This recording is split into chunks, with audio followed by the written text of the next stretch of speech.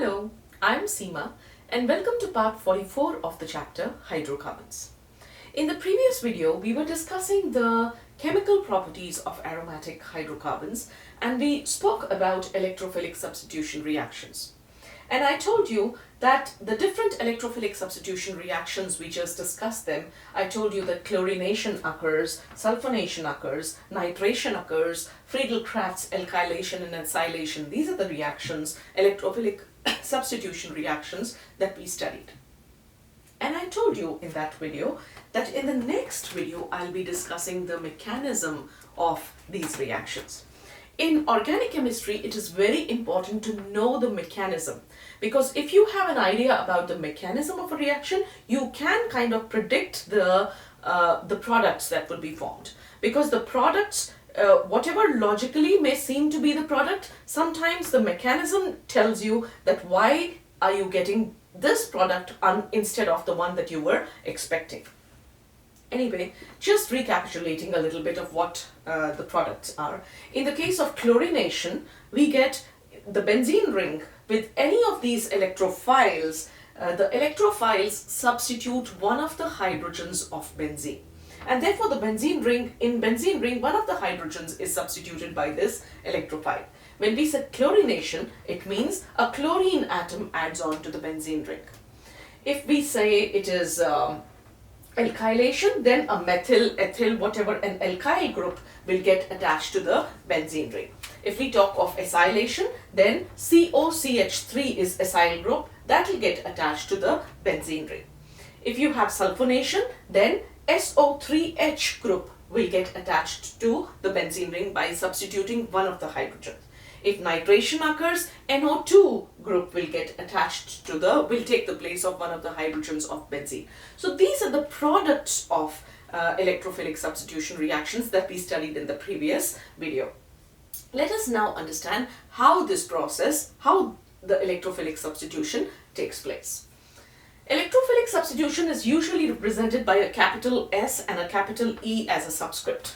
The capital E as a subscript talks about electrophilic and capital S represents substitution. So electrophilic substitution or substitution electrophilic. So that is just the mechanism. What is the mechanism that the reaction would follow? An electrophilic substitution. As the name suggests, the substitution should be taken place by or the substitution should be done by an electrophile.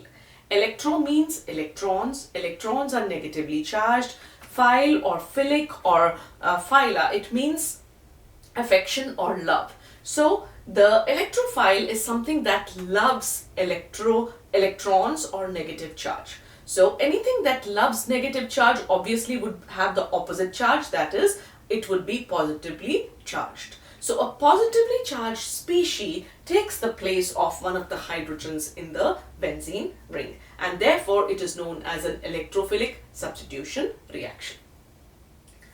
The electrophilic substitution occurs in 3 steps. The first step is the generation of an electrophile. First, the electrophile, that is a positively charged species, has to be created. So that first step is known as the generation of the electrophile. The second step is the formation of an intermediate carbocation.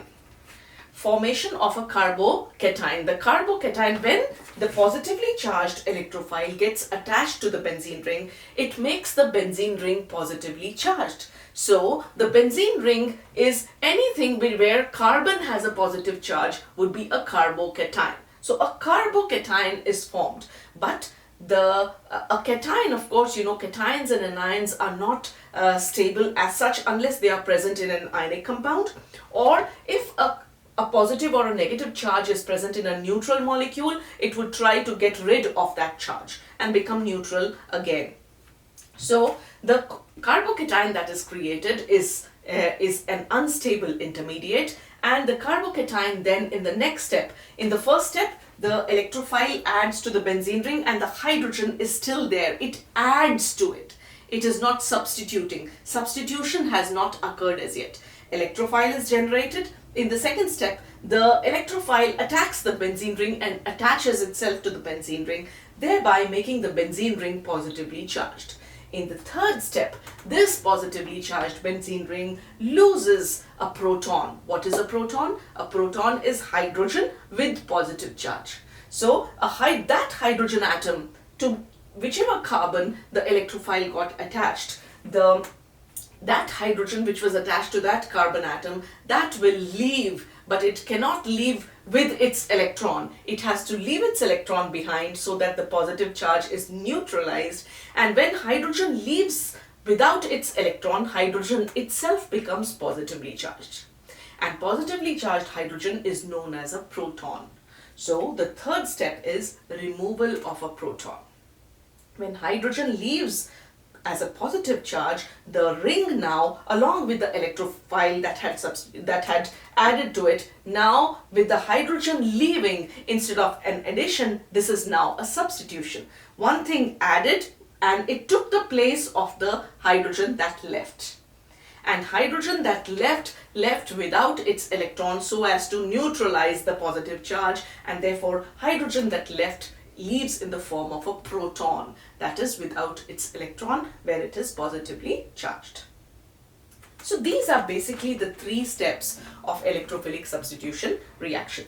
Now let us take all of these individual reactions and see how generation of electrophile takes place in different electrophilic substitution reactions. Once the electrophile is generated, after that the second and the third steps are identical in all of them.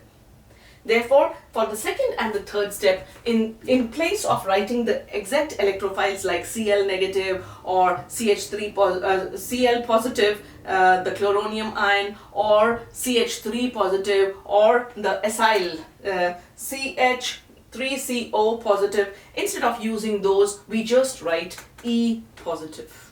For every electrophile, whatever the electrophile is, we write it as E, and the positive charge shows that it is an electrophile. So generation of electrophile, how it takes place in the first reaction, first substitution that we studied was chlorination. How does it occur in the case of chlorination? When chlorination occurs, what do we use? We use benzene, we use chlorine, and we carry out this reaction in the presence of a Lewis acid, if you remember. The Lewis acid we used was AlCl3.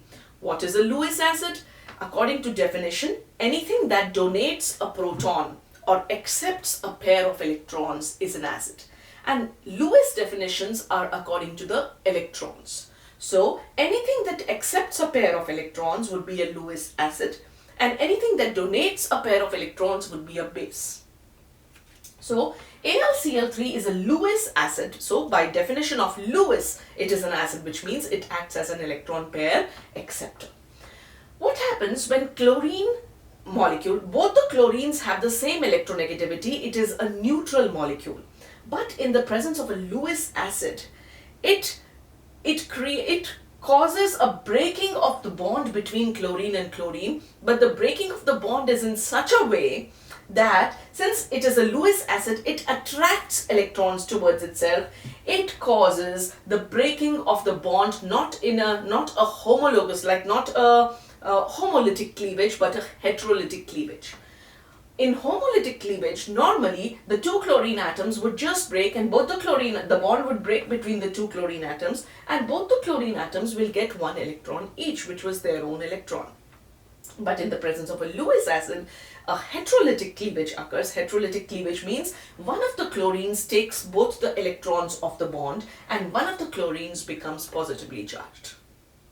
Now, any guesses? Which chlorine out of the two, the one which took both the electrons and became negatively charged, will go to AlCl3, or the one which lost its electron and became positively charged will go to AlCl3? Any guesses? Lewis acid, it attracts a pair of electrons. So it accepts a pair of electrons. So it will accept that chlorine which acquired the negative charge. When homolytic cleavage occurred, both the electrons go to one chlorine, making that chlorine negatively charged, and the Lewis acid attracts that chlorine with the negative charge, and it results in the formation of AlCl4, and it has a negative charge, one extra electron. Where did this electron come from? It came from the other chlorine.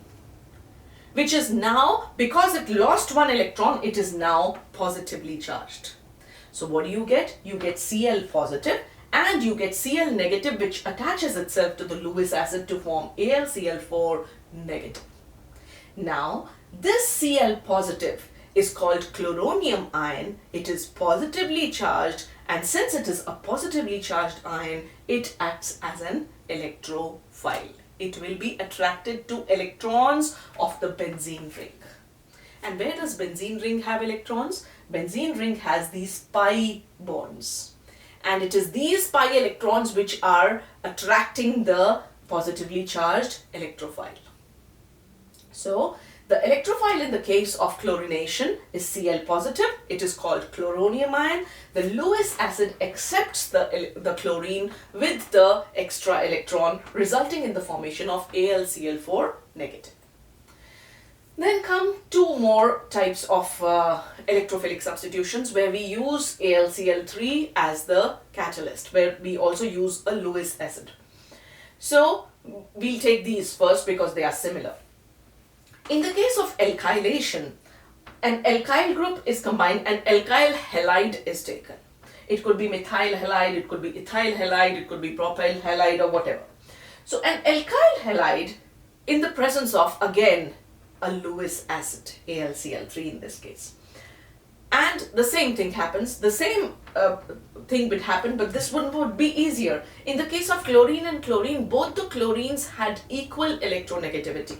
But in the case of chlorine and methyl group, chlorine is more electronegative than carbon to which it is attached. So the natural tendency is going to be for the electrons of the bond between carbon and chlorine to move towards chlorine, because chlorine is more electronegative. And who seals this process? Who helps in this process? AlCl3. AlCl3 assists it. Okay, so one of you is going to get the negative charge. Come on, quick, buck up, hurry up. And let us have that negative charge, and the negatively charged atom or group of atoms come to me. That is what happens. CH3, the bond between carbon and chlorine, it breaks heterolytically, and carbon loses its electron, becomes positively charged, and chlorine gains that electron from carbon and becomes negatively charged. When chlorine becomes negatively charged, Lewis acid attracts it quickly, takes it onto itself and attaches it with itself, resulting in the formation of AlCl4 negative. While the methyl group which was there, which has now lost one electron, becomes positively charged and forms CH3 positive. This is a carbocation, and because the positive charge is on carbon, although it is not in this step, but here the positive charge is on carbon, so it is very much a carbocation, and it is a methyl cation, or it is known as the methylenium or methylium ion. So methyl group forms the methyllium ion. AlCl4 positive is formed. Since methyl group here is positively charged, it is the electrophile. Next is acylation. In acylation, the acyl group is CH3CO. So acyl chloride, that is CH3COCl, is used, and it is made to react with a Lewis acid like AlCl3. The same thing happens, carbon and chlorine. Chlorine is more electronegative. It tends to take that electron towards itself. Carbon becomes positively charged, and the chlorine, it becomes negatively charged, adds on to AlCl3, forms AlCl4 negative, and what is left has a positive charge, the acyl group. It has the positive charge on the carbon atom, and it is known as the acylium ion. This acylium ion, the methyllium ion, chloronium ion, all of these are electrophiles, and they are the ones who are going to go and attack the benzene ring. Why? Because the benzene ring has 3 double bonds, 3 pi bonds, and which means 6 pi electrons which are moving freely, and negative charge is what they are attracted to.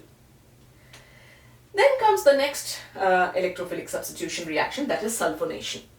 In sulfonation, we are aware that we take oleum.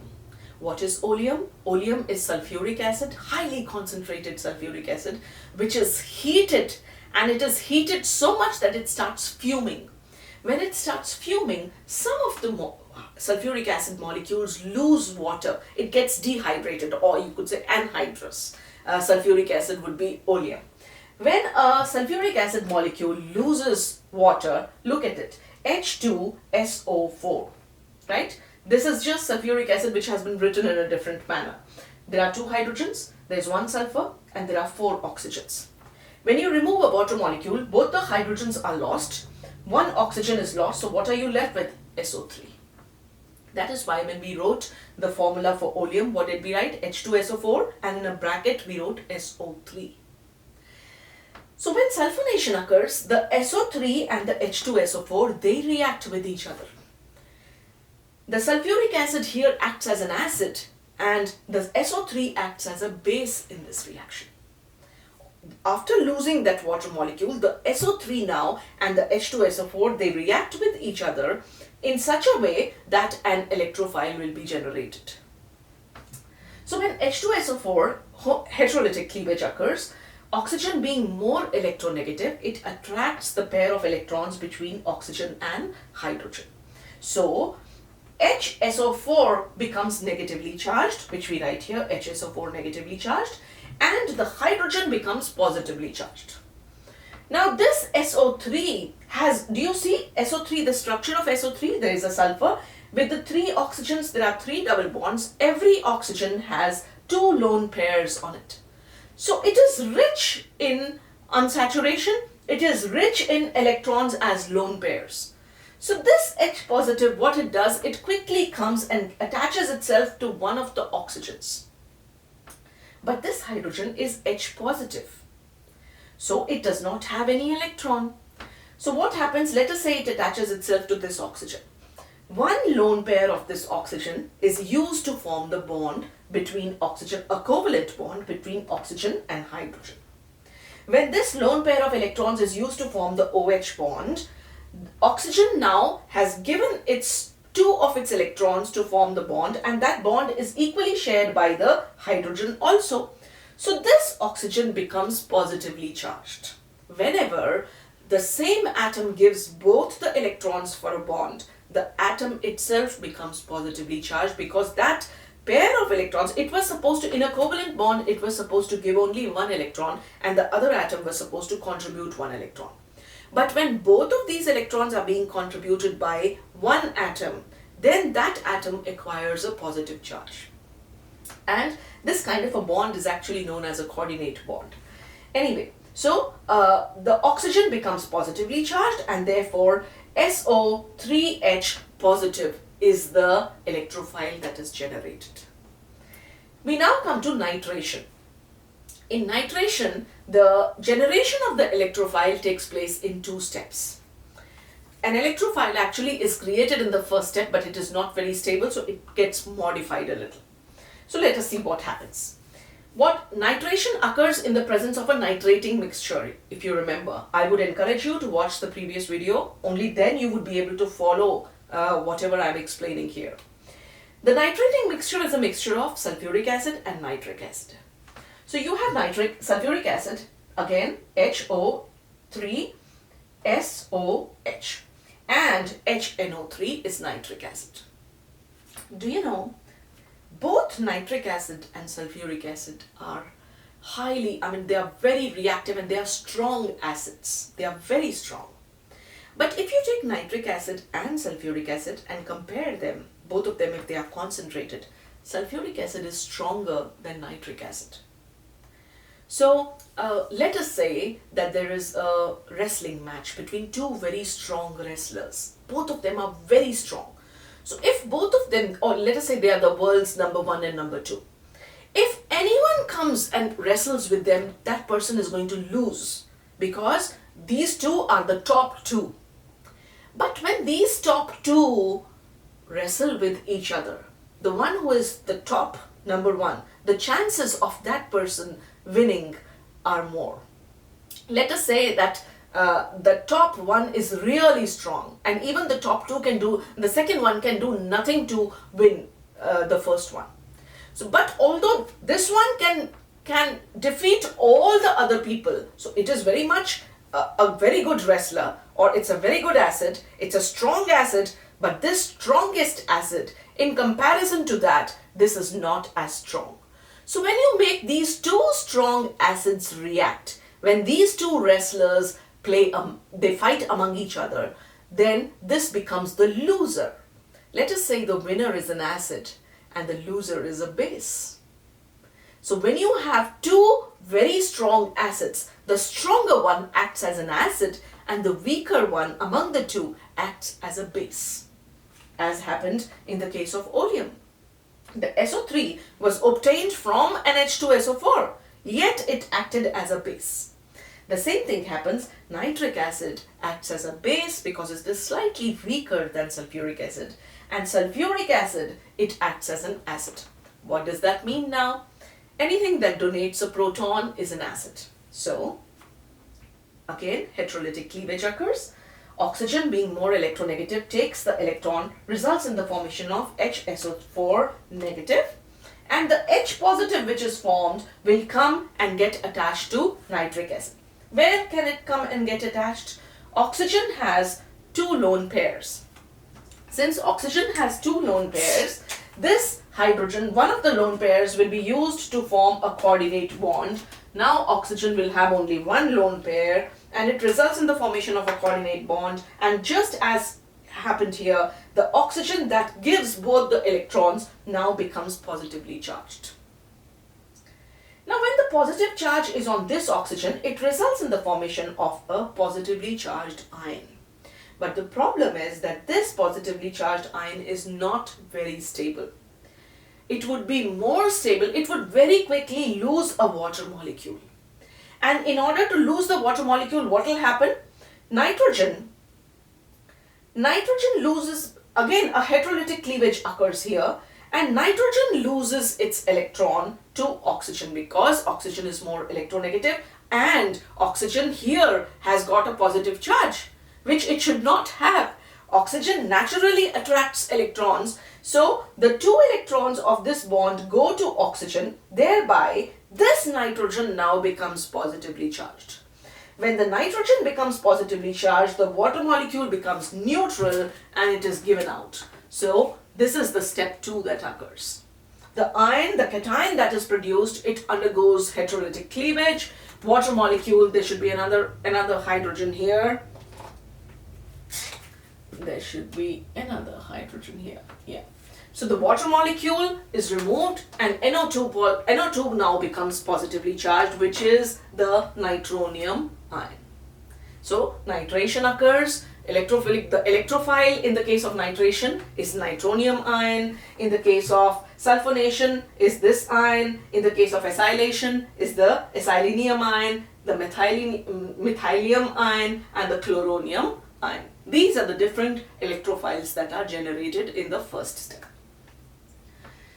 Generation of electrophile is done now. In the second step, whatever the electrophile is will be represented by E positive, because now the focus is electrophile has been generated. What happens now? The electrophile comes and attacks the benzene ring. So the second step is formation of a carbocation. The carbocation is also known as the erinium ion. It is also known as the sigma complex. You will understand this as I explain it to you. As the carbocation, that is E positive, which is represented by E positive, where E positive can be Cl positive, it can be CH3 positive, it can be CH3CO positive, it can be SO3H positive, it can be NO2 positive, any of these. So E positive comes and attacks the benzene ring and it attacks the pi electrons. So this bond breaks.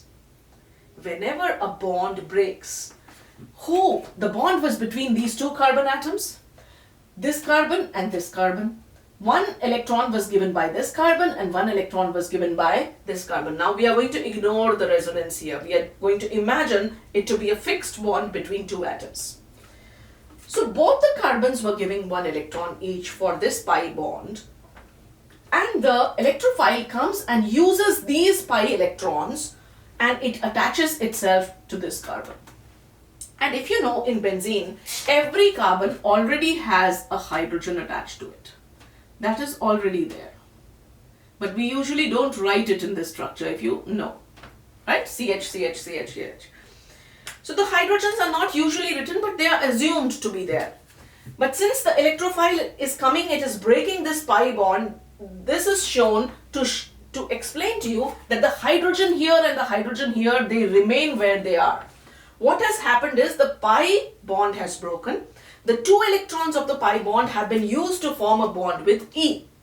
Now, the electrophile had 1 electron less, but it has got a pair of electrons. It has got that electron and the other electron is of the carbon, so it forms a bond and it loses the positive charge. But this carbon, who gave its bonded electron for the formation of a bond with the next carbon, this carbon becomes positively charged. Right? The carbon becomes positively charged. Whenever you have a positive charge on the carbon, it is called a carbocation. Right? So this is where a carbocation is generated. The electrophile attacked the benzene ring. It used one of the pi bonds to get attached to the benzene ring, thereby making the adjacent carbon, the carbon which gave the pi electron, that carbon becomes positively charged. This is known as the sigma complex. And why is it called a complex? Because if you remember, benzene has resonance in it. And when this complex is formed, there is still conjugation in the molecule.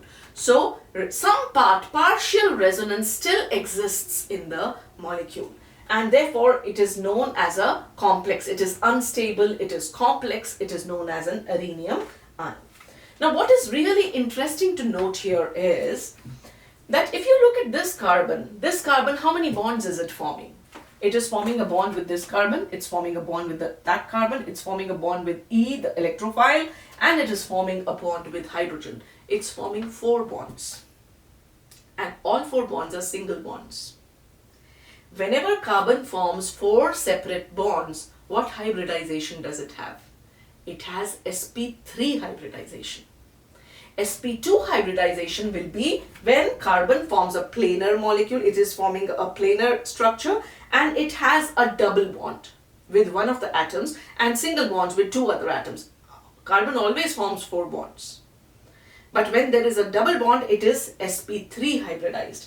But this carbon, since it is forming 4 single bonds, it is sp2 hybridized. Since this carbon is forming 4 single bonds, it is sp3 hybridized. All the p orbitals and the s orbital are participating in hybridization, and this is no longer a planar molecule. This part becomes tetrahedral in shape, which is not a very good thing, because resonance always occurs when the molecule is planar. Now this arenium ion that is formed, it still has some resonance, and let us see how that resonance comes into play. Whenever there is a positive charge, the electrons which are in the pi electrons, they try to fill up that place. They try to go there towards the positive charge, because after all, they are electrons that are free, and therefore they move towards the positive charge to remove that deficiency. But the problem is that when this pi bond moves to this side, it will remove the deficiency of this carbon. The positive charge will be lost, but this carbon has lost its electron, therefore the positive charge will come on this carbon. That is what happens. The pi electrons, they move towards this bond, they form a bond here, and the positive charge which was on this carbon is now shifted to this carbon because it has lost its pi electron to fulfill the deficiency of electrons here. So this carbon now becomes positively charged. As soon as this happens, this is resonance, now the charge is moving, electrons are moving. That is what resonance is. When the positive charge comes here, the electrons of this pi bond now try to fulfill that deficiency by shifting. And when they shift, they form a double bond here. But this carbon now has lost its electron to form a bond between these 2 atoms. It no longer has any participation in its own electron. So it loses its electron completely. Therefore, this carbon now becomes positively charged. Right? Now, although this carbon has become positively charged, this could move, this bond moves here, and therefore the positive charge comes here. This cannot further transfer its electrons to the electrophile. So the resonance stops here. And again, the structure, it starts moving backwards. So the resonance occurs in such a way that positive charge is here, it is here, and it is here. These are the three positions at which the positive charge will shuffle or shift.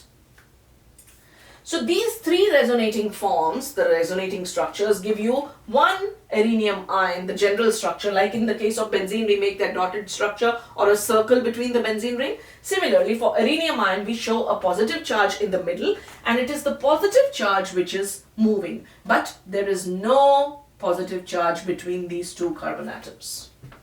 The positive charge stops here. Actually, it should stop here itself. So the positive charge comes here, it comes here, and it comes here. So within the ring, there is delocalization of electrons, due to which positive charge is showing resonance. And since, now why do we call it a sigma complex? Because it is the presence of sigma bonds only here makes it complex, and it is known as the erinium ion. It is called sigma complex because there is one carbon which is sp3 hybridized, and all other carbons in the ring are sp2 hybridized. So this was the formation of carbocation or formation of a sigma complex. Again, since it is positively charged, this cannot be the final product. The final product has to be neutral. And we are talking about electrophilic substitution, and until now no substitution has occurred, only addition has occurred. The electrophile was generated and the electrophile added itself to the benzene ring. Now wherever the electrophile added itself, if this hydrogen leaves the benzene ring and it takes its electron along with it, what will happen? It does not take it loses its electron. If it takes its electron, there will be even more positive charge. It loses its electron and leaves as a proton. If it leaves as a proton, the positive charge, the negative charge, if it comes here, there are two electrons that are forming a bond between carbon and hydrogen. So these two electrons will form a bond here. Again, you will have the benzene ring, you will have all three bonds, and the electrophile is here. The hydrogens, we are again avoiding them. This hydrogen, instead of the electrophile adding to the carbon, the electrophile has substituted this hydrogen. So that hydrogen cannot leave as hydrogen atom, it has to leave as H positive. It has to leave behind its electron so as to neutralize the molecule, and it leaves as H positive, that is the removal of a proton. It goes out as a proton. So this is the sigma complex that we have, or the erinium ion. In the erinium ion, we are taking only this structure. The hydrogen, again, you remember we had the AlCl3 which we had used in some cases. Whatever had accepted that electron, whichever species had accepted that electron, the same species now is going to accept the proton. And it's going to accept the proton and break and give back the original molecule that we had. We started with AlCl3. The proton which leaves, AlCl4 has a is negatively charged. So it gives the chlorine, that chlorine which had come as Cl negative, it now adds on to hydrogen as HCl, and AlCl3 is given back, and you get the final product of electrophilic substitution. In the case of HSO4 negative, if you remember here, HSO4 negative in nitration and in sulfonation. In both the cases you have HSO4 negative. Here HSO4 negative will take the hydrogen H positive, and HSO4 negative together will form H2SO4. And the electrophile will add to the benzene ring.